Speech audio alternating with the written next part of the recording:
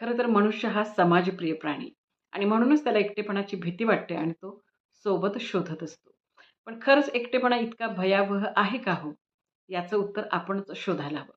कारण जेव्हा आपण एकटे असतो, तेव्हा आपणच आपले सोबती असतो, सोबती होतो. आणि जेव्हा आपणच आपले सोबती होतो, तेव्हा आपण आपला स्वतःचा विचार करायला लागतो आणि त्याच अनुषंगाने अनेक गोष्टींचा विचार आपण करतो आणि हळू प्रत्येक गोष्टीचा उलगडा व्हायला लागतो.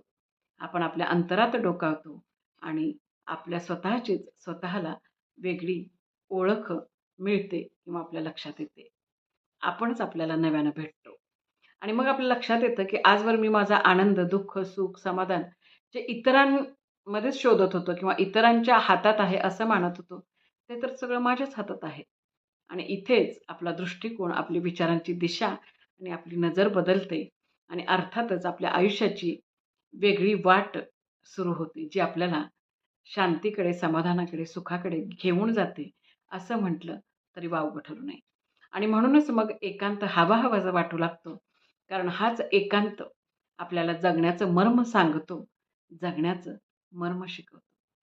तुम्हाला काय वाटतं? नक्कीच सांगा.